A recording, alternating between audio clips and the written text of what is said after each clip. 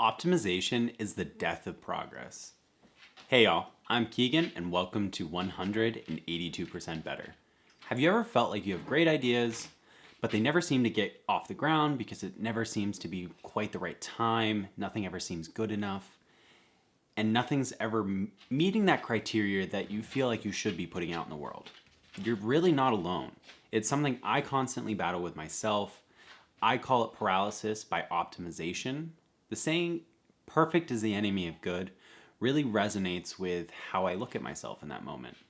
In today's video, I want to talk about the negatives of striving for optimization and how you can push through to create the actual progress that you're looking in your business and in your life. If you're striving to become the best version of yourself, hit that subscribe button and like this video. It would mean a whole lot to me.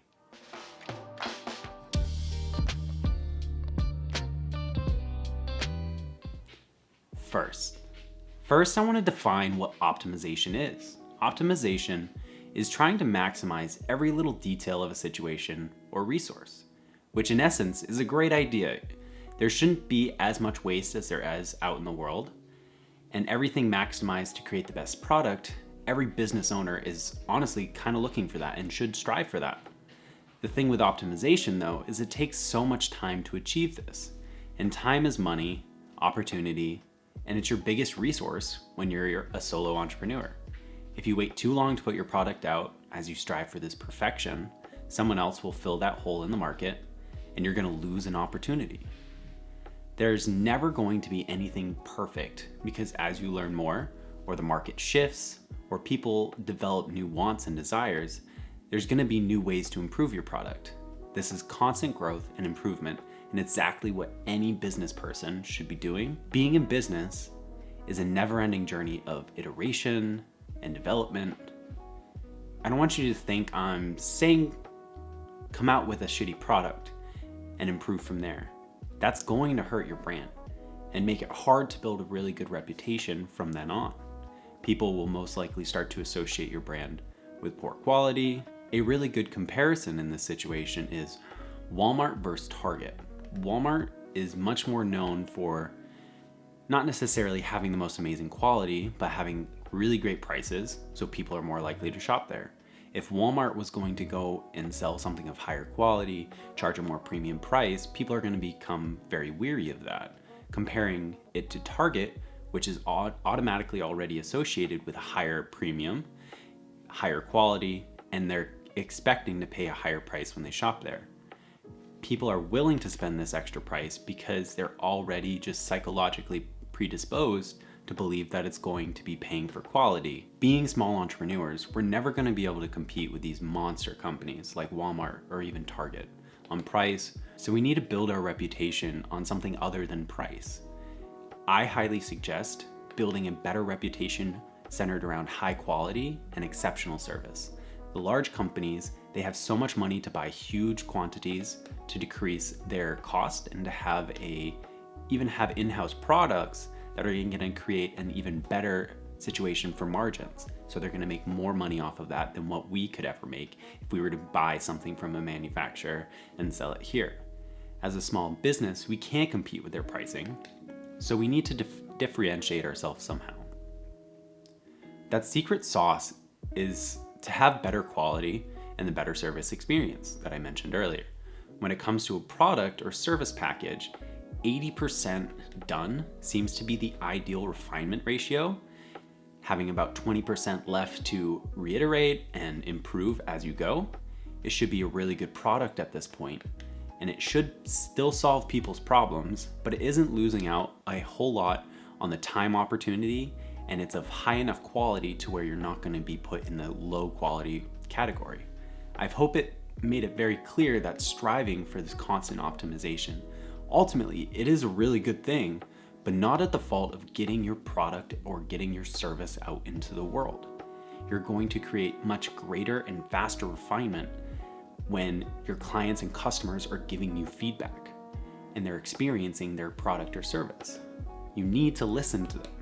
They are the ones that are going to be purchasing your product and providing you with money and more resources to further improve it. You're taking their feedback and applying it and making them aware that you're applying it and they're going to understand and see how that higher ticket price that you're charging is of even greater value to them. It's not necessarily going to cost you a whole lot more to take that feedback and implement it into your product or service. So it's going to be a really great way to improve your margins over time.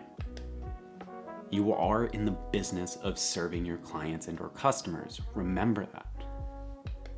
Now, I just want to talk a little bit on how you can move past this optimization paralysis and create such an amazing, impactful product and service.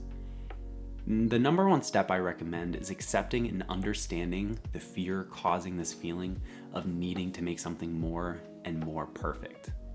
I know it's extremely scary where you're going to put something out in the world and you have fear of backlash and you have fear of failure when you're putting something out and you don't really know how people are going to react. Sometimes when you're at this stage, it is really important, it can be very helpful to go out and do a little bit of market research and to see how people interact and potentially interest levels of your ideal client or customer for your product or service. But unfortunately, no matter how much research and product development you do, that fear is never going to go away. You're always going to feel an impending doom when putting something out new into the world. And quite frankly, that fear is extremely rational. You're always going to be able to rationally talk yourself into waiting a little bit longer, gaining a bit more information, and that's okay, but we need to work past that and we need to take a step forward. One tool that I like to use with myself is to give myself a very hard deadline to finish all of my research and to finish all of my development and to showcase the product. It's been shown that having a hard deadline sometimes make people work a lot more effectively and efficiently and move past this overthinking stage. But it is important to know yourself and to understand that if deadlines really stress you out to the point of not being able to work, you should probably skip this step. Next, it's really important to establish realistic requirements for your product or service offering. When these requirements are met at a bare minimum, that is when you launch. An economist named Herbert Simon coined the term satisficing as a way to describe a decision-making style that's focused on meeting the requirements rather than optimizing. And this has been shown to greatly improve product quality and speed to market. Meeting these basic criteria that you've set for yourself, you need to launch right then and there. The last thing that I want to mention today is more generally focused towards productivity and creativity. It's about building systems of habits that are encouraging and supporting your work deliberately towards your goals. Having these constant distractions and poor work habits that are just blatant and all over the place in today's modern society, it's going to push you further away from actually achieving and chasing your goals. That's not what we want to do. We're just trying to get a little bit better each and every day. So let's get serious about developing really good habits that are going to support you and your goals, and they will pay off in the long run. I've linked 2 of my favorite books on this topic below, and I've also linked a free trial to Audible for 30 days, where I tend to read all of my books at least for the first pass. The 2 books that I'm referencing are The Power of Habits and Atomic Habits. They're really amazing books on how to develop good habits by first breaking the bad habit and replacing it with this good habit, because you need to replace what you were doing previously with something that is a little bit more encouraging towards where you want to go. And I do want to make it clear that a bad habit isn't necessarily sitting on the couch.